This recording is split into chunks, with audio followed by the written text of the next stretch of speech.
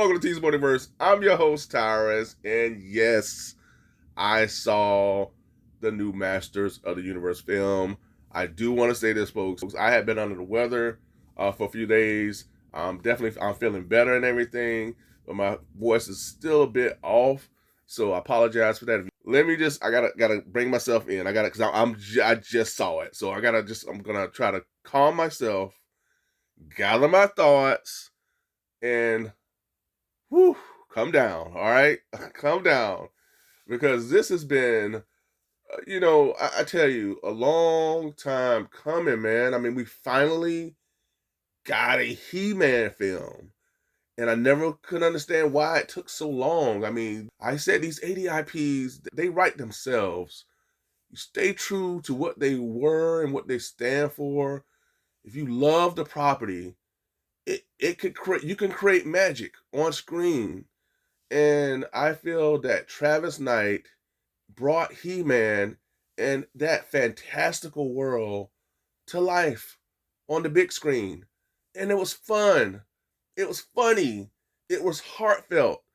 There's scenes that'll get you teary-eyed, and then you're laughing one minute, and then the next you're cheering, you're just like going, woo. Now, folks, I gotta say this. I'm not gonna spoil the film. I'm gonna do my best not to do that. And like I said, I don't want this video to run too long, but there are some scenes that are gonna surprise you because this film can get violent. And I was surprised at that. Not saying I didn't like it, but it surprised me. And there is, should I say this? There's a surprise death that happens, or deaths that happen in this movie that had me just blown away. All right, I'm just gonna say that. That's all I'm gonna say. But there's some things that go down in this movie that just definitely surprised me. But you can tell in this film, man, Travis Knight, he loves He-Man and that world, just like I do. I mean, I grew up, folks. I've said this story many times. He-Man was the first superhero character that I fell in love with back in the day as a kid. That was my first action figure set, and I read the mini comics. That was the thing. If I could I can get the figures. My mom said if I read the mini comics, I can get the figures, and you can tell that's what Travis Knight. And I remember hearing him say that, him reading the mini comics and being so in love with these characters and embracing just how weird and crazy this world is. He does that in this movie, and it's okay. It works. And I've heard people say that the movie is a little campy. That's okay. It works. The 80s cartoon was a bit campy, but that's the beauty of it all.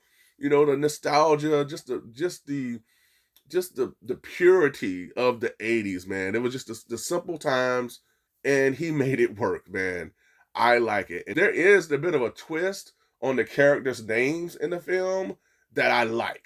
And I just don't want to spoil it, but the characters that you see in the film, how they got their names is interesting. And if you see the film, you'll know what I'm talking about. But I just like what he did with this world. Bright, colorful, vibrant, heartfelt. They leaned into, the He-Man cartoon was, it was action filled, but it was a big PSA too. The cartoon, or many of the cartoons from back in the day, sought to teach you life lessons. And I embraced that. I loved that as a kid. G.I. Joe did it, but He-Man was pretty much the godfather of that. And you see that in this movie too, talking about the heart, empathy, caring for one another, communication, all these things, that they talked about in the movie that really tie into, the lessons that the cartoon sought to teach us as kids. So I love it, man. And I think those things are needed still to this day. But I just love how they embrace just everything that made those cartoons so beloved. In terms of the cast, Man at Arms, this guy here, Idris Elba, my guy, he stood out. He stood out, and there's his story arc within this movie. It was heartfelt. It was beautiful. I loved it. He had his own thing that you followed within this movie. I love that. It was not just all about Prince Adam and his journey. There's others who had a journey within this film, and he was one of them, man. And I love how they incorporated his story within this movie as well. But yeah, Man at Arms, man, this guy, he was the heart of the film. Now Nicholas Galazine as He-Man slash Prince Adam, that definitely worked as well. I think he did a great job, anchoring both characters, and again the heart and the empathy that he implemented within that character of He-Man and Prince Adam definitely paid homage to what we had in the 80s cartoon. And I love that. Now I still feel like they should have went with Nicholas Galazine as Adam, Prince Adam, and maybe casted another actor who was a little more bigger, more imposing, who could embody that heart and that empathy as He-Man as well. I felt like the guy that plays Reacher could have done that. So I feel like they still should have went dual actors for that, but they didn't want to do that, and that's cool. It still worked for me. So the movie, it didn't hurt the film. Killer was awesome. The good guys, you have Ram Man, Fisto, they were all awesome. And the bad guys, Spycore, Beastman, Goat Man. I mean, come on, man, Trapjaw. They were just so. I was just like a kid all over again watching these characters come to life on the big screen. I couldn't believe it. The opening scene, seeing all those characters, so colorful yet dark, brutal, but it was just beautiful, man, to see. Finally see these characters that I loved for so long, from a kid now to an adult, come to life on the big screen was just a dream come true for me, man. I loved every character. Again, there's one in particular, folks, I will say, who was like the unsung character or surprise character of the movie, and she doesn't even have an action figure, and that's Diane. Like, she was a surprise to me. And you're going, who? Diane who? If you see the movie, you'll know what I'm talking about. Standout character for me. I mean, it was just like Taylor was awesome, but there's a character in the movie, Diane, and she was funny, and she was kicking some butt in the movie as well. So I mean, that was yet another surprise for me in the film. But man, to see Ram Man do, I mean, super cartoon accurate Ram Man springing all over the place, ramming all over the place. Oh, it was just awesome, man. Fisto, there are some characters I will say that's not in the movie that I wish we had in the movie, and I feel we should have had in the movie, but I get it due to maybe budget, but hopefully maybe the next film, right? Everyone was great. Jared Leto as the Joker, brilliant. He finally has a hit on his hand. Finally, man, because everybody was worried if Jared Leto would be like the Grim Reaper yet again for another franchise, and that's sad. That's a bad thing to put on that man. But He-Man and Skeletor throughout the film, it was a sight to see. So yeah, Skeletor brought it. Again, yeah, I guess if I had to choose my top three characters, it would definitely be Duncan, Man at Arms. Skeletor was awesome, and then it's a toss up, man. I don't know, man. It's like everyone else was pretty awesome. I mean, Roboto. I like Roboto. That was the other one that was a surprise to me. I didn't think I liked Roboto as much as I did.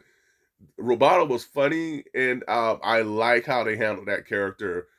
Cringer, funny, loved it, man. It's hard to pick a third one, man. Nicholas Galazine as He-Man, they were all awesome, man. But Duncan for me was the heart of the film. Camelia Mendez, she was awesome as well as Tila. That third spot, man, it'd be tough, man. I don't know. Maybe I'll have to come back to y'all on that one. You definitely want to stay and watch all end credit scenes. There's 3. The first one, you're just gonna, if you know and watch the 80s cartoon, you're gonna be beaming from ear to ear. All right, you're gonna be happy, really happy with the first one. Second one, I'm still just reeling from the second end credit scene. Second end credit scene is gonna really get you hyped for what's to come. Third one definitely sets up more. You want to stay and watch all 3 end credit scenes because it is something to see.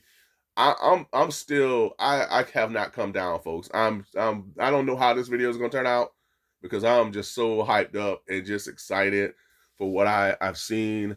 The ending of the movie, folks, I will tell you this. I'm gonna spoil this part. You're gonna hear the He-Man theme music at the end. And it's gonna be so gratifying, glorious, just beautiful, powerful, feel good to hear that theme music towards the end of the movie. And it's so good, folks. So it just really, they knock everything out of the park towards the end. Okay, there's one more thing that I want to talk about. There is a huge part. I'm trying to, how can I explain this without spoiling the film? There is a huge part to the He-Man's mythos that you can tell in the trailer that they kind of get rid of, you know. But at the end of the film, they acknowledge it, they comment about it, and they embrace that as well. And they still give you, I guess they gave me at least what I wanted to see under the new circumstances. Because I don't want to spoil this, man. But there's something about He-Man's mythos that you see in all the cartoons that you could tell in the trailer they kind of get rid of, but at the same time they bring it back at the end of the film and they make comment on it. And I'm just gonna leave it at that because I don't know if I'm making any sense. But I love the movie. It was 2.5 hours or whatever. I wish it was even longer. I would definitely be seeing this again. I'm hoping that I could see something I maybe missed. Is any movie perfect? No. Did it lean into certain jokes? That could have fallen flat, or to some, yeah. But for me, I thought that this was just a really just fun ride. That's all. That's the best way I can explain this film. It's just you're getting on like they were riding on the mini vehicles. You're placed into this beautiful, fantastical world, and from beginning to the end, and it's just so fun to just see all this realized finally on the big screen. And the whole thing about, oh, I hope he's on Earth too long, and that was not even the thing, folks. I mean, the Earth scenes for me was some of my most favorite because that really set up the movie. So the Earth scenes were not a problem at all. Okay, and everything else that came after was just added to just the fun of He-Man and the Masters of the Universe. This was just a beautiful, fun film, and you could tell again that Travis Knight truly loves He-Man and the Masters of the Universe, and I love this movie. I love this film. I hope we get sequels because they do set up some stuff. They do set up a lot in this film. I appreciate the fact that they embrace all the beauty of what made those cartoons, or this He-Man cartoon, or this He-Man IP, so very special to me. All right, the heart, the humor, the empathy, and the power of Grayskull was here within this film, folks. Go see the movie, support it if you can. But folks, stay tuned for more content. Yes, this figure will be reviewed very soon, so stay tuned for that and more from Masters of the Universe. Appreciate you all. Thanks so much for tuning in to see what I thought about the Masters of the Universe film. Have you seen it? What is your thoughts on it? Share your comments below. And if you haven't seen it, go see it. And let me know, folks. Let me know, are you planning on seeing this film? Have you seen it? Are you on the fence? Or do you not even care? Are you like, you know what? I don't want to see Master of the Universe. I'm waiting on Thundercats. I'm waiting on Silverhawks. I'm waiting on Bravestar. I'm waiting on She-Ra. Let me know in the comments, folks. Also, be sure to ring that bell for all notifications so that you get each and every one of my content pieces as it drops. And also, don't forget to what? That's right. Like, share, and subscribe. If you've done that already, I truly appreciate it, folks. And also remember that I'm on social media with Instagram and Twitter. So if you have those outlets, be sure to give me a follow. And again, folks, I appreciate you all. Thanks so much for tuning in once more. And until next time, be good to one another. Be safe. Stay tuned. And I have the power! Until next time, folks. Bye for now.